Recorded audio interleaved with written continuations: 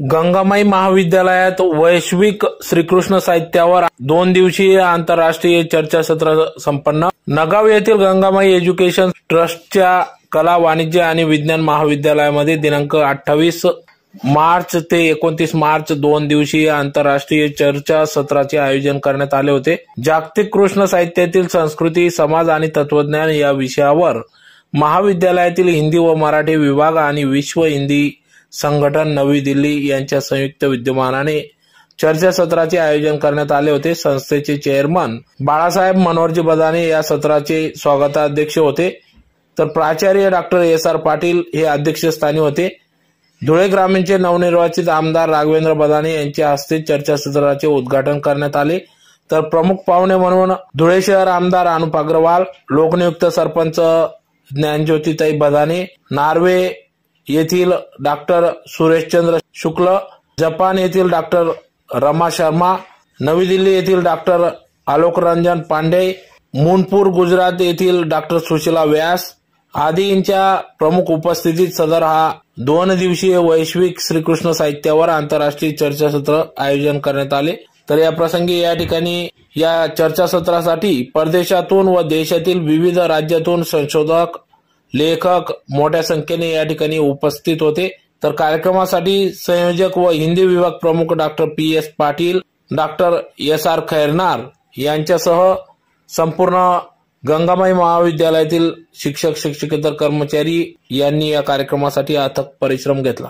इसी रूप में उनका मंचन भी करते थे रासलीलाओं का, क्योंकि कृष्ण जो है आपने देखा होगा, हम देखते हैं कृष्ण को अयोध्या, अपन जब मथुरा या वृंदावन जाते तो उनका श्रृंगार देखिए, उनको श्रृंगार बड़ा प्रिय है।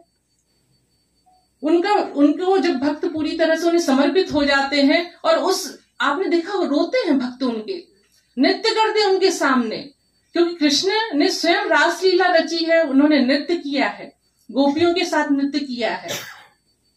तो ऐसे हमारे कृष्ण थे और उन्हें रासलीला बड़ी प्रिय है। इसलिए गोपियां जब कृष्ण नहीं मिले तो गोपियों ने क्या किया, उन्हें बुलाने के लिए, कृष्ण तो तब भी नहीं आए थे जब वो विलाप कर रही थी, उनकी लीलाओं का अनुकरण किया उन्होंने, उनकी बाल लीलाओं का, उनकी किशोर लीलाओं का, जब शास्त्रीय विधि का अनुकरण करती रही वो, तब जाकर कृष्ण वापस आए और पुनः अपनी रासलीला रचाई और उन्हें पुनः वो प्रसन्नता, अपना प्रेम और अपना माधुर्य रूप जो है उन्हें दिखाया, उन्हें समर्पित किया। बड़ी एक बहुत सुंदर परंपरा है ये रासलीला की, क्योंकि समय सीमित है इसलिए बहुत ज्यादा चर्चा हम यहाँ पर नहीं कर सकते। लेकिन जो सूरदास जी के सूर सागर में जो प्रसंग आया है, चूंकि हम देखें कि रास पंचाध्यायी है जो नंददास जी की और जो सूरदास जी का सूर सागर है, इस पर हमें भागवत का सबसे ज्यादा प्रभाव दिखाई देता है। लेकिन भागवत में कहीं पर भी राधा के रूप में प्रमुख गोपिका का नाम नहीं लिया गया है, लेकिन जो हमारी सूर सागर है, सूर सागर में सूरदास जी ने स्पष्ट वो जो प्रमुख गोपी थी उनका नाम राधा के रूप में उन्होंने लिया है। और रासलीला में भागवत में विवाह का वर्णन भी नहीं है, लेकिन जो सूरदास जी का सूर सागर है उसमें राधा कृष्ण के विवाह का वर्णन भी रासलीला के अंतर्गत पूरी विधि विधान से पूरा दिखाया गया है। गंगामाई एज्युकेशन ट्रस्ट संचालित कला, वाणिज्य व विज्ञान महाविद्यालय तसेच विश्व हिंदी संघटन नवी दिल्ली यांच्या संयुक्त विद्यमाने दिनांक 28 व 29 या 2 दिवसीय आंतरराष्ट्रीय चर्चासत्राचे आयोजन आमच्या गंगामाई महाविद्यालयातर्फे आयोजित करण्यात आले होते। या ठिकाणी श्रीकृष्ण साहित्यावर हे आंतरराष्ट्रीय चर्चासत्र होतं आणि या चर्चासत्राच्या निमित्ताने श्रीकृष्णाच्या जन्म आणि कार्य याच्यावर आधारित 2 दिवस एक विचारमंथन झालं।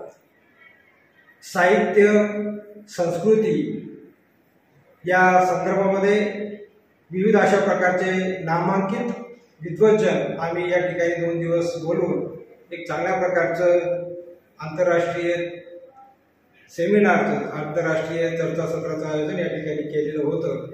यासाठी या कार्यक्रमाला स्वागताध्यक्ष म्हणून आमच्या संस्थेचे सर्व आदरणीय बाळासाहेब मनोहरजी बदाने, हे उपस्थित होते। तसेच आमच्या या संस्थेचे नगाव एज्युकेशन सोसायटीचे चेअरमन व धुळे ग्रामीणचे लोकप्रिय आमदार आदरणीय रामदादा वदाने हे मुंबईला असल्या कारणामुळे त्यांनी आम्हाला शुभ संदेश यासाठी पाठवलेला आहे। तसेच आमच्या संस्थेच्या उपाध्यक्ष आणि गंगामाई एज्युकेशन ट्रस्टचे कोषाध्यक्ष नगाव ग्राम पंचायतच्या प्रथम नवनियुक्त सरपंच आदरणीय माई साहेब यांनी देखील या ठिकाणी एक चांगला असा शुभ संदेश आम्हाला दिलेला आहे। तसेच विविध या ठिकाणी नारळून आलेले सुरेशचंद्रजी शुक्ला यांनी या ठिकाणी बीज भाषण केलं। या कार्यक्रमाच्या यशस्वीतेसाठी आमच्या महाविद्यालयाच्या या सगळ्या याच्यामध्ये जे कन्व्हिनियर आहेत ते प्रोफेसर डॉक्टर पंढरीनाथ पाटील यांनी हे आयोजन करून महाविद्यालयाच्या एक चांगल्या प्रकारचा उपक्रम केला, त्याबद्दल महाविद्यालयाच्या वतीने निश्चितच त्यांना धन्यवाद दिले पाहिजेत। तसेच या कार्यक्रमाच्या यशस्वीतेसाठी माझ्या महाविद्यालयातील सर्वच प्राध्यापक बंधू भगिनी, शिक्षक व शिक्षकेतर कर्मचाऱ्यांनी एक चांगल्या प्रकारचं सहकार्य आम्हाला दिलं आणि ही कार्यशाळा आणि हे सफल झाली, यशस्वी झाली असं मी म्हणेन।